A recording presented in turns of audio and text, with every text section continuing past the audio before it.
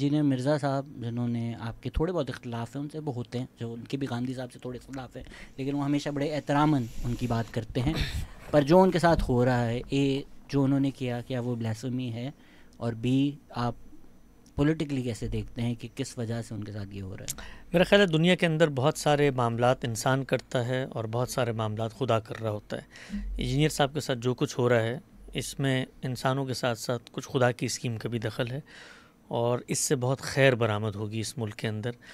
اس طرح کی شخصیت کے ساتھ جو کچھ ہمارے ملک نے، نظام نے، ہمارے یہاں کے اداروں نے، ہمارے یہاں کے مذہبی حلقوں نے کیا ہے، میرا خیال ہے اللہ تعالیٰ ان کو کچھ چیزوں میں ایکسپوز کرنا چاہتا ہے، اور بہت جلد وہ ایکسپوز ہوں گے.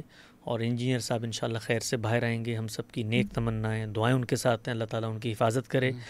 اور مجھے لگتا ہے کہ پاکستانی سوسائٹی میچور ہوگی ان کے باہر آنے کے بعد.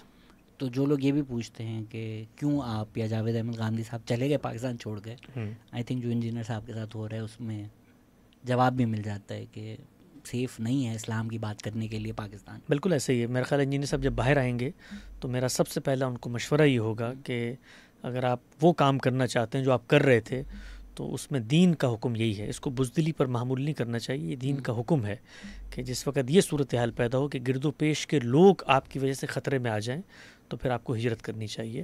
تو کسی ایسے دارالامن کو ڈھونڈیں جہاں پر جا کے آزادی کے ساتھ آپ گفتگو کریں. انجینئر صاحب کے ساتھ جو کچھ ہو رہا ہے وہ سری ظلم ہے، خلاف اسلام ہے، خلاف انسانیت ہے، اور ہماری نیشن کے لیے باعث شرمندگی ہے.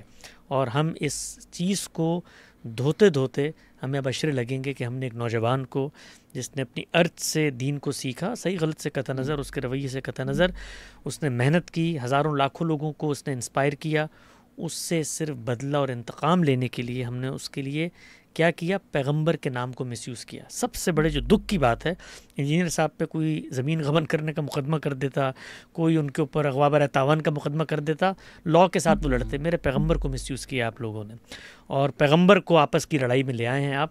اس سے بڑی بزدلی کی علامت کوئی نہیں ہو سکتی. آج ٹیوزڈے یہ آج ہی ان کی بیل ہیئرنگ تھی. مجھے وقت نہیں ملا، میں اپڈیٹ لوں گا انشاءاللہ کوئی اچھی خبر ہوگی. Thank you sir.